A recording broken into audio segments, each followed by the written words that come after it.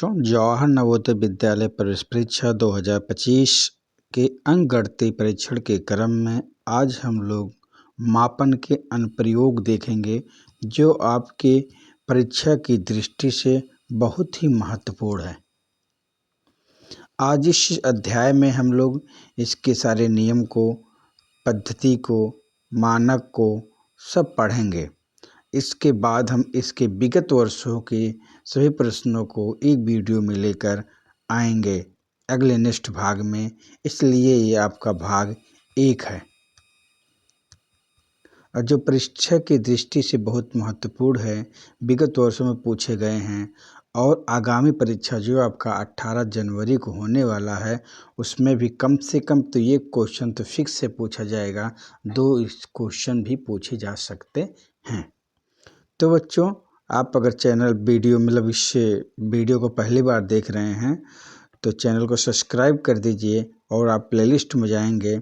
आपको मानसिक योग्यता संबंधित पूरे पाठ को पढ़ा दिया गया, समझा दिया गया है, विगत वर्षों के प्रश्नों को सॉल्व कर दिया गया, परीक्षा को कैसे हम फेस करें, कैसे रीजनिंग को सॉल्व करें, सारे तरीक़ों को आपको बता दिया गया है। भाषा परीक्षण को बता दिया गया है। गणित के सारे चैप्टर को लगभग कंप्लीट कर रहे हैं, जो आपकी परीक्षा की दृष्टि से बहुत ही महत्वपूर्ण है। उसी क्रम बच्चों हम आते हैं इस मापन के अनुप्रयोग को देखते हैं। तो बच्चों, देर न करते हुए हम लोग अपने वीडियो पर अपने टॉपिक पे आ जाते हैं। तो बच्चों ध्यान दीजिए, देखिए क्या हो रहा है। परिचय। पहले हम जानते हैं कि परिचय क्या है इसका, मापन अनुप्रयोग है क्या चीज़। गणित के सभी प्रकार की गणनाएं इकाइयों के आधार पर की जाती है। गणित की सभी गणना जो होती है किसी न किसी इकाई के आधार पर होता है। जैसे आपकी लंबाई है, भार है, समय है आदि किसी संख्या के साथ जब इकाइयाँ प्रदर्शित की जाती है तब वह संख्या लंबाई, भार तथा समय के मान को व्यक्त करती है। इकाई से रहित अनुप्रयोगिक संख्या का कोई अर्थ नहीं होता है। इसीलिए गणित के प्रश्नों में इकाइयों का प्रयोग करना आवश्यक है। हमारे दैनिक कार्यों में भी इकाइयों का विशेष महत्वपूर्ण है। आज भी अपने दैनिक जीवन में आप देखेंगे कि इन इकाइयों का कितना महत्वपूर्ण है और हम लोग प्रयोग करते हैं। ठीक है, तो बच्चों हम एक पॉइंट को विशेष तौर पे ध्यान देंगे, क्योंकि ये परीक्षा की दृष्टि से तो महत्वपूर्ण है ही, आपके दैनिक उपयोग के लिए जीवन में भी बहुत महत्वपूर्ण है और आपको हमेशा इसका उपयोग आपको समझ में आएगा। ठीक है, इसलिए इसको हम लोग बहुत स्थूल तरीके से पढ़ेंगे। जैसे बच्चों आप देखिए, वस्तुओं को गिनने के लिए इकाइयाँ होती हैं। जैसे आप देखेंगे 2 इकाई बराबर 1 जोड़ा। आप जोड़ा की बात जब भी किया जाता है तो एक जोड़ा की बात किया जाएगा तो उसमें 2 वस्तु बात होती है। ठीक है, अगर 100 इकाई है तो उसको हम क्या कह सकते हैं, सैकड़ा। ठीक है, 24 सीट को हम क्या कह सकते हैं, एक दस्ता। 16 इकाई को एक सीढ़ी कहा जाता है।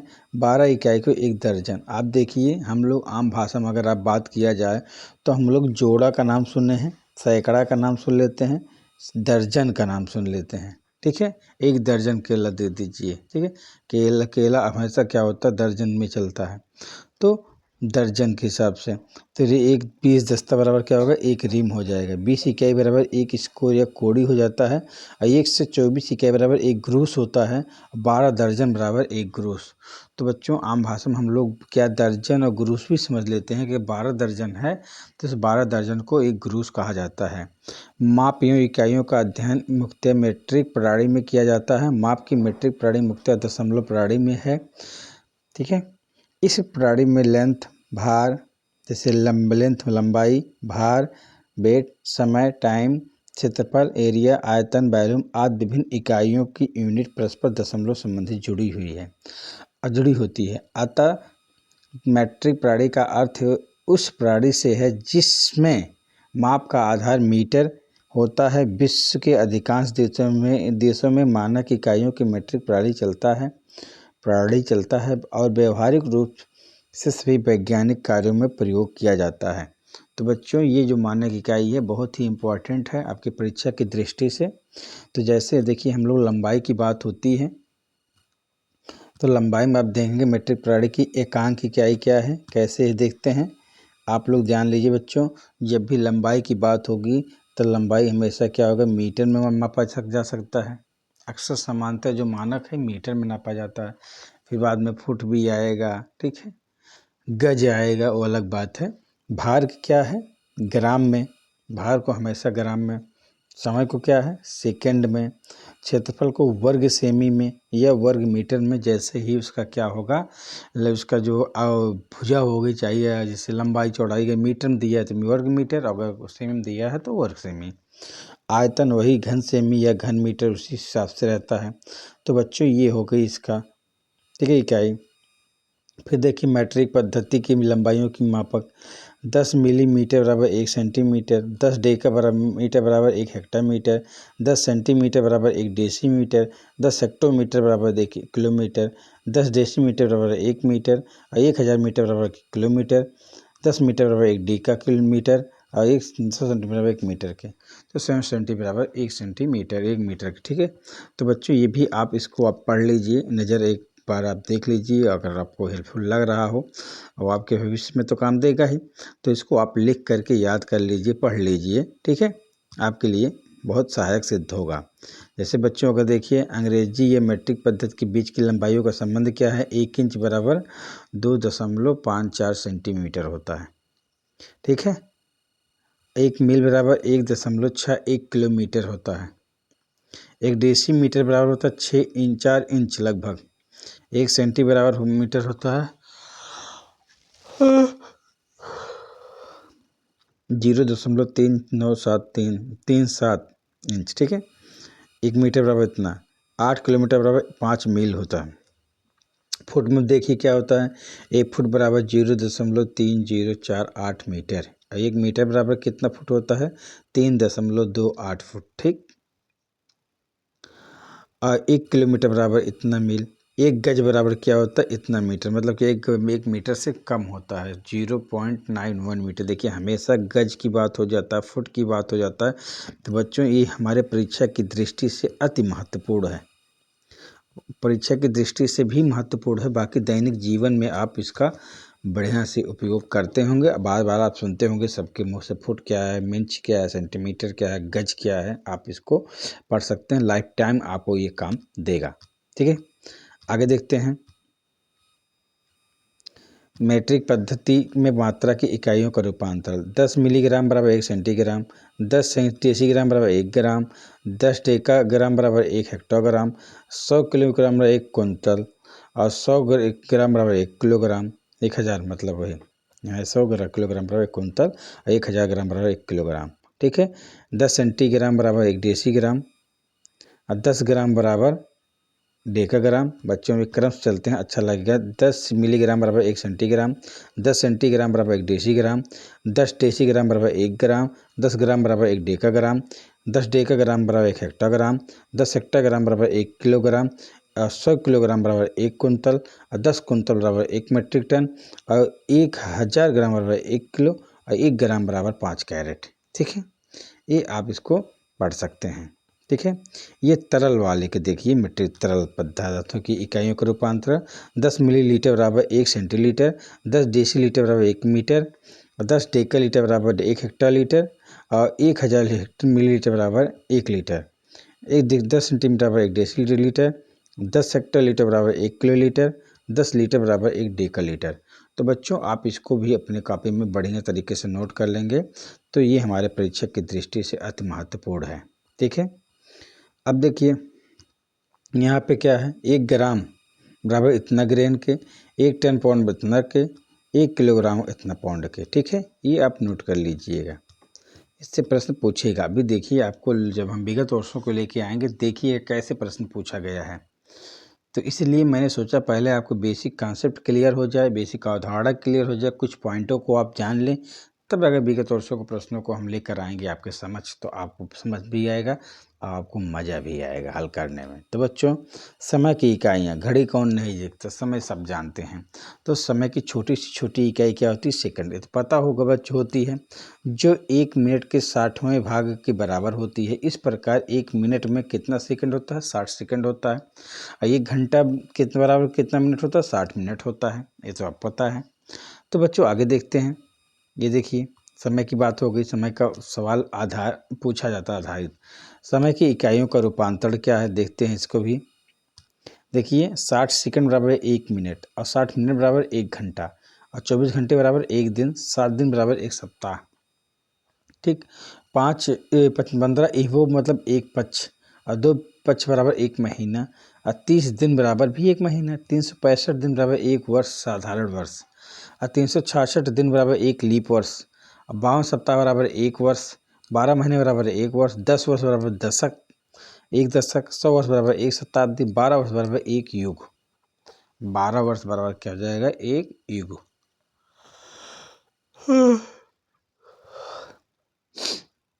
तो बच्चों देखते हैं, ये बहुत बहुत पॉइंट इम्पॉर्टेंट चीज़ है आपके लिए, आपके परीक्षा की दृष्टि के लिए भी, और आपके समान जानकारी के लिए भी बहुत महत्वपूर्ण है। अब ये चीज़ बच्चों जब आप कैलेंडर से संबंधित पूछा जाएगा तो ये बहुत ही महत्वपूर्ण होगा आपके लिए। पूछेगा कि आज सोमवार है तो इसके अगले एक महीना बाद आज का दिन कौन सा होगा, ठीक है, आज की तारीख कौन सा दिन होगा। तो ये सब में सहायक होगा। आपको बच्चों एक काम करना है, जनवरी में कितना दिन होता है, फरवरी में कितना दिन, मार्च में, अप्रैल में, मई, जून, जुलाई, अगस्त, सितंबर, अक्टूबर, नवंबर, दिसंबर, ये सभी महीनों के कितने दिन होते हैं उसको जोड़ लेना है। केवल एक बच्चे थोड़ा ध्यान देना है आपको, यहाँ 28 29 दिन क्यों लिखा गया है, आपके मन में प्रश्न उठ रहा है। तो इसका मतलब बच्चों क्या है, लीप वर्ष। एक लीप वर्ष होता है जो 366 दिन होता है, वह 3 साल बाद चौथे साल आता है, और तब वहाँ जो है एक दिन बढ़ जाता है, इसलिए 29 दिन हो रहा है, ठीक है। और बाकी इसका लॉजिक बहुत बड़ा है अगर बताएं तो, जैसे क्योंकि एक वर्ष जो होता है बच्चों 365 दिन, ठीक है, 5 घंटे 48 मिनट कुछ सेकंड समथिंग, जो बच्चों लगभग जो है इतना एक वर्ष होता है। और 3 वर्ष जब बीतने बाद चौथे वर्ष वो 6 घंटे, मतलब 6 घंटे की बात किया जाए 24 घंटा हो जाता है, जो एक दिन आपका बढ़ जाता है, इसलिए वह 29 दिन की हो जाती है। उसी को हम लीप वर्ष कहते हैं, जो 4 से विभाजित हो जाता है जो वर्ष, उसी को हम लीप वर्ष कहते हैं। तो बच्चों इसको आप याद कर लीजिएगा, तो आपके लिए बहुत हेल्पफुल होगा। फिर बच्चों हम आ जाते हैं, देखिए घड़ी और कैलेंडर। क्या बात हो रही, घड़ी तथा कैलेंडर संबंधित तत्व। घड़ी 2 प्रकार की होती है। कौन कौन होती है? एक साधारण घड़ी होती है, एक इलेक्ट्रॉनिक घड़ी होती है। एक साधारण घड़ी होती है, एक क्या होती है? इलेक्ट्रॉनिक घड़ी होती है। देखिए साधारण घड़ी में 2 सुइयाँ होती है, मिनट वाली सुई, घंटे वाली सुई। दोनों ही सुइयाँ घड़ी के डायल के चारों तरफ दक्षिणावर्त दिशा में बाएं से दाएं की ओर घूमती है। और देखिए घड़ी के डायल पर 1 से 12 तक अंक चिन्हित होते हैं। प्रत्येक दो अंकों के मध्य 4 लघु रेखाखंड होते हैं। जब घंटे की सुई 12 से 1 आती है तब वह 1 घंटे का समय लेती है, ठीक है। और जब मिनट की सुई 12 से 1 पर आती है तो वह 5 मिनट का समय लेती है। और 1 घंटा बराबर क्या होता है? 60 मिनट। ये आपको पता ही बच्चों। आगे देखिए क्या है कि 1 घंटा बराबर अगर तो क्या होगा, कितना होगा? मिनट 60 मिनट, और ये क्या होगा, ठीक है, 1 घंटा में 60 मिनट होता है। और सेकंड कितने होते हैं? 1 मिनट में 60, तो इसलिए 60 गुणा किए गए 1 घंटे में कितने हो जाएंगे? 3600 सेकंड हो जाएगा। तो 1 मिनट में 60 सेकंड, तो 1 मिनट में कितने घंटे? 1/60। इतना आप इसको देख लीजिए, ठीक है। आगे बढ़ते हैं। इलेक्ट्रॉनिक घड़ी है, तो इलेक्ट्रॉनिक घड़ी वर्तमान में इलेक्ट्रॉनिक घड़ियाँ, देखिए बात हो रही कि वर्तमान में इलेक्ट्रॉनिक घड़ियों का अत्यधिक प्रयोग हो रहा है, ठीक है। इलेक्ट्रॉनिक घड़ियाँ 2 प्रकार की होती हैं।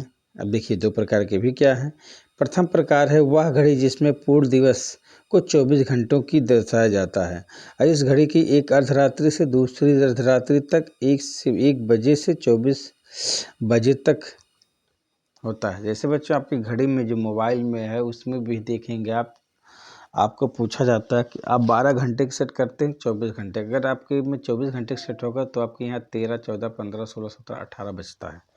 तो इसी घड़ी की बात कर रहा हूँ। और ये रेलवे में अभी भी यही पद्धति चलता है रेलवे का, ठीक है। तो ध्यान दीजिए। और देखिए द्वितीय घड़ी क्या होता है, युवा घड़ी जो 1 से 12 तक का समय होता है दर्शाती, जो AM और PM की बात होती है, अपराह्न पूर्वाह्न की बात होती है। एक घड़ी ऐसी भी होती है जो हम लोग 12 घंटे की सेट कर देते हैं तो AM PM चलने लगता है, जो 24 घंटे का शुरू कर देते हैं तो उसमें AM PM नहीं चलता है। तो बच्चों एक शब्द इसमें आया AM। AM का क्या है देखिए, AM का पूर्ण फॉर्म क्या होता है, एंटी मेरिडियन।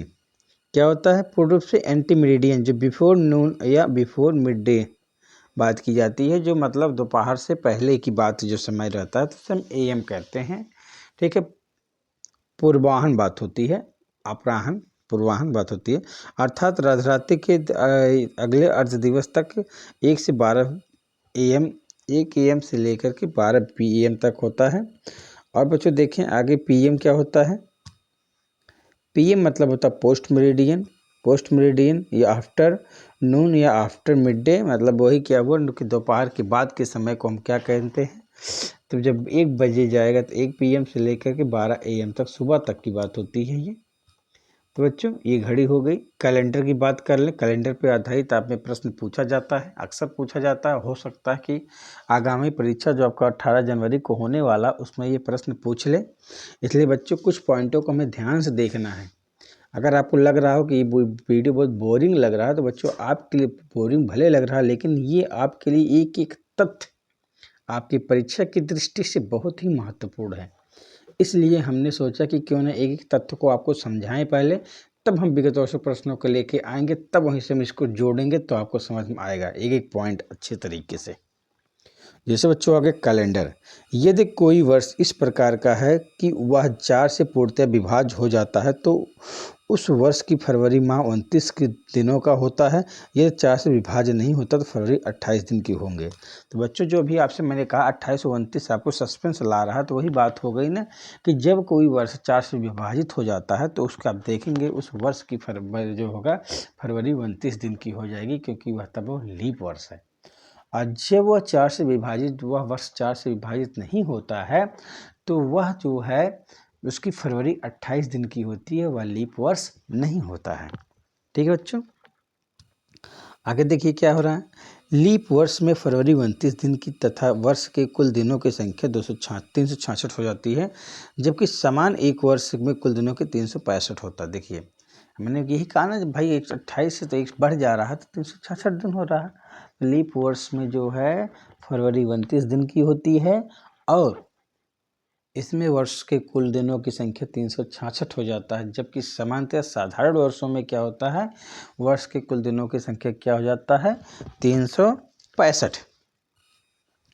प्रत्येक 8वें दिन अर्थात 7वें दिन के बाद वही वार आता है जो पहले दिन था। जैसे 1 तारीख को यदि सोमवार हो, 7वें दिन के बाद 8वें दिन भी सोमवार होगा। ठीक है, आगे देखिए। कुल दिनों को यदि 7 से भाग करें जो शेषफल आए तो उसे विषम दिनों में विषम दिन कहते हैं। ठीक है, और फिर देखिए यदि समान वर्ष की 1 जनवरी का दिन बुधवार हो तो अगले वर्ष की 1 जनवरी का दिन बुधवार प्लस विषम दिन जोड़ा जाएगा तो क्या होगा, एक जोड़ा जा रहा है बुध के बाद क्या हो जाएगा, गुरुवार। ठीक है, इस तरीके से हम कैलेंडर वाले प्रश्नों को हल करेंगे इसी पद्धति से। देखिए समय अवधि के कुछ शब्द हैं, समय अवधि के कुछ शब्द हैं। क्या क्या शब्द हैं बच्चों, समय अवधि कुछ शब्द हैं के पूर्व इस प्रत्यय को हम वर्तमान समय के पहले बीत चुके समय के प्रयोग के लिए प्रयोग करते हैं, जैसे 12 वर्ष के पूर्व, 8 वर्ष के पूर्व, 100 वर्ष के पूर्व इत्यादि। इतिहास की घटनाओं के समय हम वर्तमान से पहले के समय के रूप में इंगित करते हैं। के पश्चात इस प्रत्यय को हम वर्तमान से आगे आने वाले समय या भविष्य के रूप में प्रयोग करते हैं। 5 साल बाद या 5 साल के पश्चात क्या होगा। ठीक है, इसे 10 वर्ष पश्चात, 8 वर्ष पश्चात, घंटे पश्चात, 10 3 मिनट पश्चात, तो ये क्या हो, भविष्य की बात हो रही है। आगे देखिए कुछ मीट्रिक टन है। मीट्रिक पद्धति में क्षेत्रफल की इकाइयों का रूपांतरण देखिए, जैसे 100 वर्ग मिलीमीटर है। क्या है, 100 वर्ग मिलीमीटर। मीटर बराबर 1 वर्ग सेंटीमीटर, ठीक है। और 100 वर्ग सेंटीमीटर बराबर 1 वर्ग डेसीमीटर, 100 वर्ग डेसीमीटर बराबर 1 वर्ग मीटर, और 100 वर्ग मीटर बराबर 1 वर्ग डेकामीटर, और 100 वर्ग डेकामीटर 1 वर्ग हेक्टामीटर, और 100 वर्ग हेक्टामीटर 1 वर्ग किलोमीटर, और 100 वर्ग किलोमीटर 1 वर्ग मिलिया मीटर। अब देखिए क्षेत्रफल के अंग्रेजी तथा मीट्रिक पद्धति के बीच क्षेत्रफल की इकाइयों का संबंध कैसे क्या है। 1 वर्ग इंच बराबर क्या हो जाएगा, 1 वर्ग इंच बराबर इतने वर्ग, 1 वर्ग सेंटीमीटर इतना इंच। ये सब आप देख लीजिए जो आपके लिए परीक्षा की दृष्टि से इम्पोर्टेंट है, इसलिए मैंने यहाँ पे इसको लेकर आया हूँ और इसको आप पढ़ लीजिए, एक बार सरसरी निगाह जरूर देख लीजिए, ठीक है। और आपको हेल्पफुल है तो क्या लिखना चाहे तो लिख सकते हैं। मीट्रिक पद्धति में आयतन की इकाइयों का रूपांतरण क्या होगा, 1000 घन मिलीमीटर बराबर 1 घन सेंटीमीटर। इस सब मानक आपके लिए दिया गया है, आप इनको जो है पढ़ लीजिए, ठीक है। देखिए घन फुटन, 1 घन फुट बराबर इतने पॉइंट गैलन, 1 लीटर बराबर 0.22 गैलन, 1 घन इंच बराबर इतना सेंटीमीटर। तो ये बच्चों भी हम परीक्षा, जब हम लोग परीक्षा कह रहे हैं, जो विगत वर्षों में प्रश्नों को देखा गया है उसमें क्या आप उसको देख सकते हैं, उसमें पढ़ेंगे तो उसको आपको क्या होगा, उसमें उपयोगी लगेगा। अब बच्चों कुछ पॉइंट तो है जो मानक है वो बहुत ही इम्पोर्टेंट है, लेकिन उसमें कुछ पॉइंट हमें देखिए। अभी आपसे पैसे से संबंधित प्रश्न इसमें पूछे जा सकते हैं। तो भारतीय मुद्रा को रुपया कहते हैं। रुपया को हाल ही में एक विशिष्ट चिन्ह दिया गया है जो रुपये की छोटी इकाई को पैसा होती है। जो रुपये की छोटी इकाई क्या होती है, पैसा होता है। और 1 रुपये का मान 100 पैसों के बराबर होता है। गणना करते समय हम रुपयों को पूर्णांक तथा पैसों को दशमलव के बिंदु के बाद लिखते हैं। जैसे 5 रुपया 75 पैसे लिखना है तो 5.75 हम लोग लिखते हैं आम भाषा में, ठीक है। आगे देखिए, मुद्रा को परिवर्तित करना क्या होता है, रुपये को पैसे में बदलना। ये रुपये में दी गई धनराशि जब हम पैसे में बदलते हैं तो 100 का गुणा कर देते हैं। अगर 5 रुपये है, 5 रुपये में कितना पैसा, तो 5 गुणे क्या हो जाएगा 100। जो 5 गुणे 100 हो जाएगा तो कितना पैसा हो जाएगा इसमें 500। 5 रुपये में कितना पैसा, 500 पैसा। वैसे उदाहरण रूप में दिया गया 25 रुपये 25 का पैसा कितना मान होगा, तो 25 गुणे 100 बराबर 2500, ठीक है। ये आपका ये हो गया। फिर बात हो रही है कि अगर हमें रुपये को पैसे में बदलना है तो हमें 100 को क्या करना है, गुणा करना है। और फिर क्या करा, पैसे को रुपये में बदलना है तो पैसे में दी गई धनराशि जब हम रुपये में बदलते हैं तो 100 से क्या कर देते हैं, भाग कर देते हैं, ठीक है। तब वो क्या हो जाएगा, रुपये में हो जाएगा। जैसे 70 पैसे में कितने रुपए का मान होगा, 70 पैसे बटा इतना, फिर 0.70 रुपया हो जाएगा। ये हमें क्या करना है कि जब अगर पैसे को रुपये में बदलना है तो 100 का पैसे को रुपये में बदलना भाग, और जब पैसे को हमें रुपये में बदलना है तो क्या कहते हैं, रुपये को पैसे में बदलना है तो 100 का गुणा करना पड़ेगा, ठीक है। आगे देखिए, अब यहाँ देखिए लग्गी क्या है, लग्गी या लट्ठा संबंधित मान। 1 वर्ग लग्गी बराबर 1 धुर। 1 वर्ग लग्गी मतलब 1 लग्गी है, 1 लग्गी 1 वर्ग होगा, ये जो क्षेत्रफल होगा क्या होगा, 1 धुर होगा। अब 20 वर्ग लग्गी बराबर 20 धुर बराबर 1 कट्टा, एक क्या होगा, कट्टा। और 400 वर्ग लग्गी बराबर 400 धुर बराबर 20 कट्टा बराबर 1 बीघा, ठीक है। ये बच्चों आपको ज़मीन संबंधी जब नाप होता है, आप सुने होंगे, अब तो चल गया है सीधे मीटर से लोग कन्वर्ट कर लेते हैं, नहीं तो पहले जब भी ज़मीन को नापा जाता था तो लग्गी बात हो रहा है, यहाँ पे लट्ठा होता था, उस लट्ठे से ज़मीन की नपाई की जाती थी। 1 वर्ग लग्गी, ठीक है, उसी से ये है, ठीक है, क्षेत्रफल से संबंधित है। जो आगे देखते हैं, ताप की इकाई क्या होगा, ताप को सेल्सियस, डिग्री सेल्सियस और फ़ारेनहाइट, डिग्री फ़ारेनहाइट पर मापते हैं। सेल्सियस और फ़ारेनहाइट का संबंध बच्चों ये है, ठीक है। आगे देखिए, प्लस एक पॉइंट क्या है आपका, ऐकिक नियम।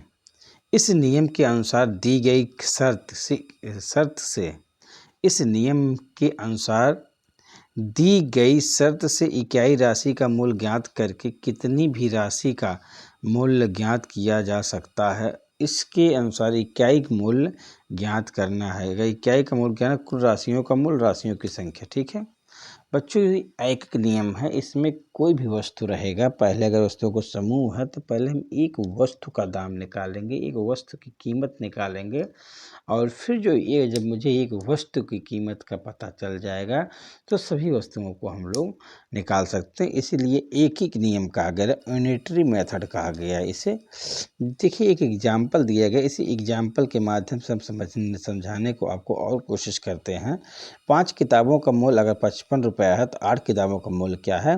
तो बच्चों देखिए आपको सीधा फंडा है कि 5 किताब का मूल्य 55 रुपया है तो एक किताब का मूल्य क्या होगा, 55/5 बराबर क्या हो जाएगा बच्चों, 11। अब 11 रुपये क्या हुआ, एक किताब का मूल्य हो गया, तो 8 किताब का मूल्य क्या हो जाएगा, 11 गुणे 8 बराबर क्या होगा, 88। तो बच्चों हमारा क्या दाम हो जाएगा, 88। ये है हमारा यूनिटरी मेथड है, एक ही नियम है। देखिए एक ही नियम से इसको हम लोग हल किए हैं। तो बच्चों देखते हैं, तो बच्चों बस यहीं तक आपको ये मेथड है। बच्चों आप एक ध्यान दीजिए कि ये तो हमने आपको बेसिक्स जानकारी बताया हूँ, इसमें जो आपको लग रहा है परीक्षा की दृष्टि से आपके नज़र से महत्वपूर्ण है तो प्लीज़ उसको नोट कर लीजिए, याद कर लीजिए। हमारी दृष्टि से बच्चों आपके परीक्षा की दृष्टि से भी उपयोगी है, आपके जीवन संबंधित जीवन में भी आपको ये लाइफ टाइम काम देने वाला है। इसलिए इसे हमें अपने कॉपी में नोट कर लेना है और फिर पढ़ लेना है। ठीक है, जिससे हमें आगामी परीक्षा में अगर इस टाइप में प्रश्न पूछे जा रहे हैं, इससे संबंधित प्रश्न पूछे जा रहे हैं, तो उनको बच्चों हम 100% अपना क्या कर दें, सही उत्तर कर दें। सही हम क्या कर लें बच्चों, हल कर दें। ये बच्चों आपका भाग 1 था। अब भाग 2 में बच्चों हम आपका क्या लेके आएंगे, विगत वर्षों में पूछे गए प्रश्नों को हल करके लेके आएंगे। ठीक है, जो महत्वपूर्ण चैप्टर थे मैंने लगभग समाप्त कर दिया हूँ। कुछ चैप्टर हैं जो अभी महत्वपूर्ण हैं, जैसे आपके प्रतिशत हो गया, इसको भी वीडियो हम लेकर जल्दी आ जाएंगे। हो सकता है ये चैप्टर समाप्त होने के बाद नेक्स्ट वीडियो यही हो जाए, ना हो सकता। अब प्रतिशत बच रहा है, लाभ हानि बच रहा है, साधारण ब्याज बच रहा है। ठीक है, ये 3 चैप्टर हो गए। और एक आपका है व्यंजक का सरलीकरण, एक आपका है व्यंजक सरलीकरण। तो जो भी चैप्टर हैं बच्चों, हम लगभग मेरा टारगेट है कि हम कम से कम बच्चों इसको 5 तारीख तक सभी वीडियो को, मतलब सभी चैप्टर को कवर कर लेंगे। 5, 6 तारीख, 7 तारीख तक, ना 10 तारीख तक, लेटेस्ट 10 तारीख तक हम सभी चैप्टर को कवर कर लेंगे।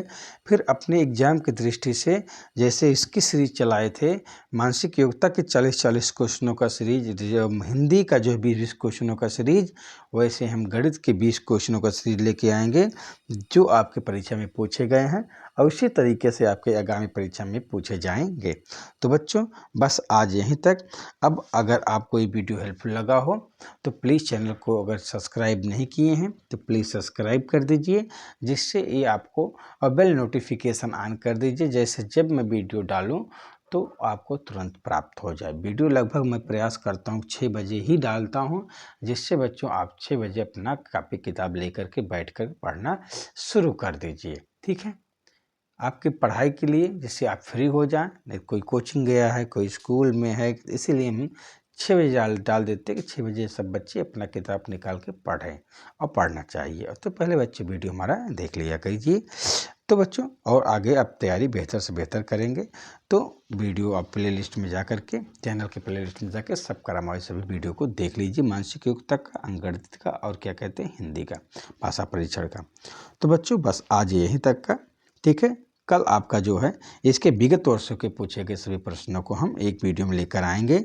हाँ, हो सकता है वीडियो बड़ा हो जाए, क्योंकि हम सभी प्रश्नों को कवर करने की कोशिश करेंगे, लगभग जो भी 31-32 प्रश्न हैं। फिर जो बच रहे हैं 16, जिस मान लीजिए 19 सन 18 का, मान लीजिए 19-20 का हो गया, 21 हो गया, 22 हो गया, 23 का, इसको हम सीरीज में लेकर आएंगे। इसलिए बच्चों हम अभी यहाँ पे जो और पूछे गए प्रश्नों को उनको हल करते हैं। ठीक है बच्चों, आज यहीं तक का। धन्यवाद प्यारे बच्चों।